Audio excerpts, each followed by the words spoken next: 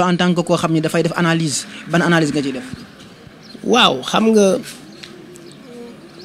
Ousmane Sonko dafa bind lettre am sànni bu ma neexee ma fàttaliku tambooy li ñu doon wax dama bind sama lettre sànni ku for yaa moom dafa sànni lettre am Bougane for ne moom lettre bi mais ba tey Ousmane Sonko tudd ko ah.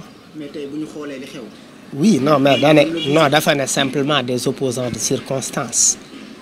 Oui, Bougane, s'il se sent visé, s'il estime qu'il est visé, effectivement, mun na tontu. Et c'est important dans un jeu politique. Les contradictions ne doivent pas être simplement entre Macky et Sonko.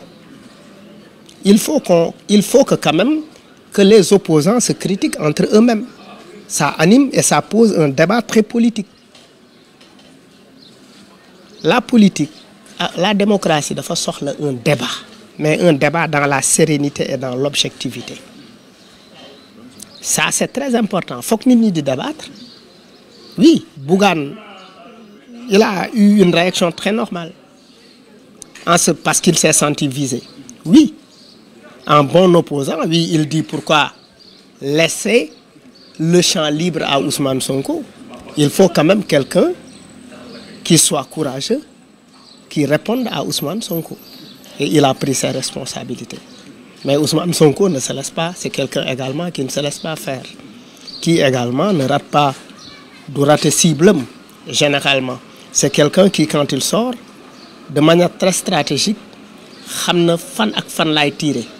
Te su ma tirer loolu moom mooy constitué pendant des mois et des mois, parce que quand même aujourd'hui, depuis la pandémie, l'opposition était sous silence. L'opposition était sous silence. Et aujourd'hui, les inondations ont donné une opportunité aux opposants de se prononcer sur des questions pour yëkkatiwaat débat bi. Ça nourrit la démocratie. Léegi tey débat bi jóg na, mais la plupart l'accent est mis sur lépp lu nit ñi di redébattre. C'est à partir de ce que Ousmane Sonko a dit. Il est au centre. Et ça, c'est très important pour son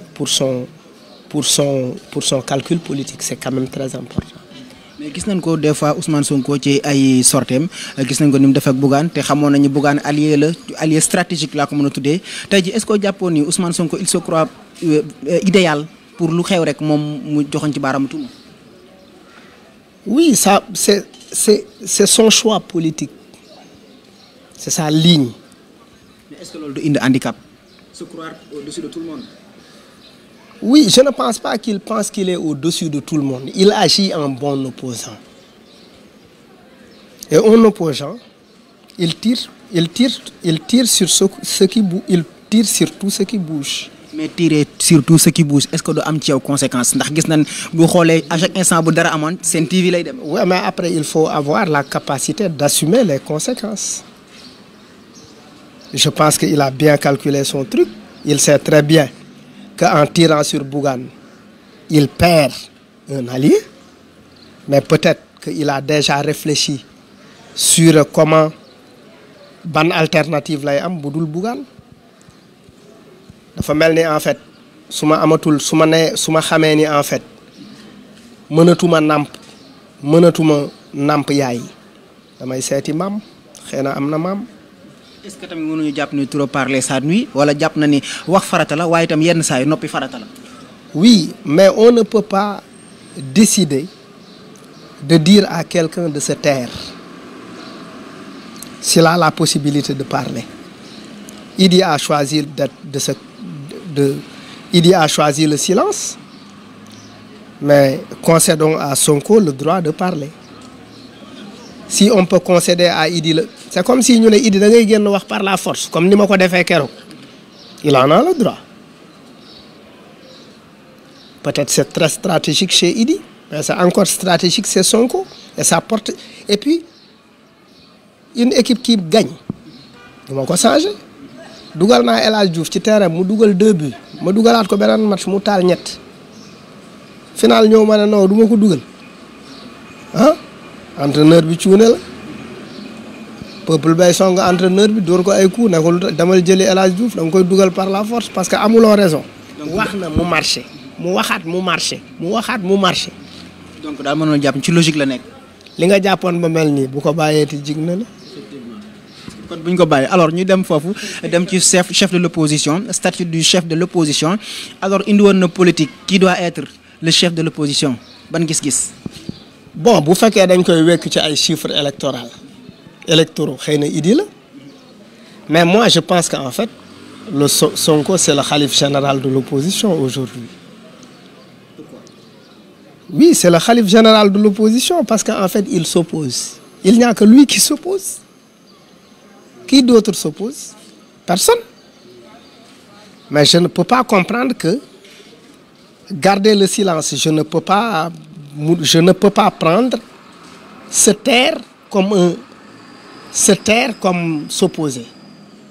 S'opposer en se taisant jaaxal na ma man. c'est-à-dire bu fekkente ni mën nañu nangul Ousmane Sonko que ni mi ngi ci stratégie am di génn di wax Idrissa Seck nekk fee toog est-ce que moom tamit loolu de stratégie. Oui, mais boo déggul bu ñu la déggul nga wax mënuñu xam li nga wax mënuñu xam sa xalaat mais li ñu mën a sukkandiku mooy ki wax ñu dégg ko xam nañ li mu wax.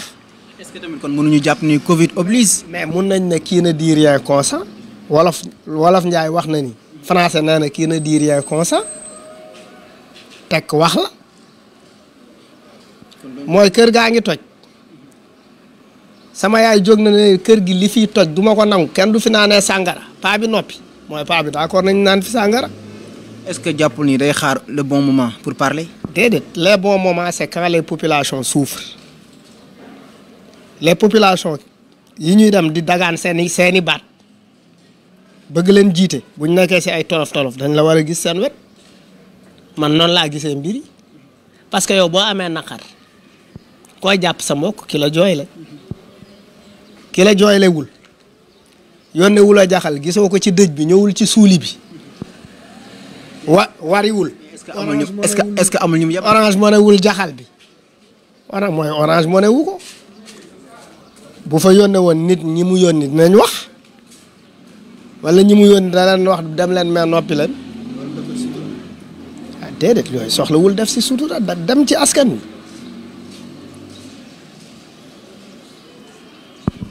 alors vraiment dañoo nekk ci man moom la ñu waroon jiital sax mooy jamonoy coronavirus ñu doon wax ni nañu respecter les mesures barrières respecter par exemple distanciation physique bi gis nañ aussi Macky Sall doon def benn tournée économique gis nañ Diouf Sarr barki Dembo Ndiaye mu dem naan day dimbali waa Grand Médine ba itamit Diouf fa ba mel ni ngéntal liir bu bees alors loolu ci jamono yi nekk ñuy wax naan nañu annuler màggal Touba bi ba xalif général tranché tey est-ce que ñoom waroon na leen tey rassemblement yi nga xam def nañ ko ñoom ñu def ko ñoom ñi nga xam ñoo jiite. j'ai pas compris xalif général lan la tranché dana màggal du am. dañuy màggal dina am te ñoom ñu ngi doon ruumandaat même bu ñu ko waxul rassemblement lañ doon bañ finalement ñoom ñu def rassemblement.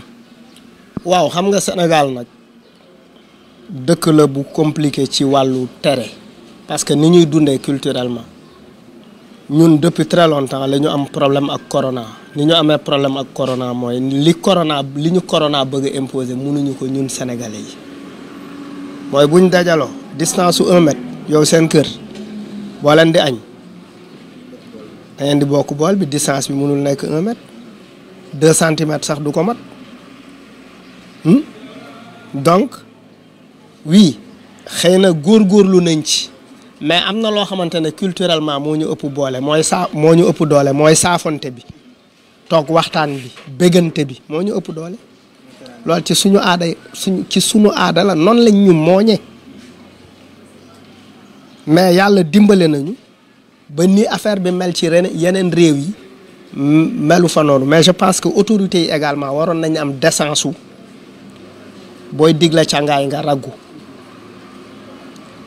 par exemple loolu rafetul ñu ne effectivement na nit ñi garder distanciation sociale lever guñu toutes les mesures ñu gis effectivement ci tournée économique bi nit ñi dajaloo rassemblement bu demee noonu ñu gis également ci effectivement Grand Médine li fa am fa je pense que en fait autorités yi dañu war di gën a góorgóorlu di dëppoo di bañ di waroo effectivement ak li nga xamante ne moom la ñuy wax c'est-à-dire bu ñuy woote dara ñoom ñoo ci war a jiitu.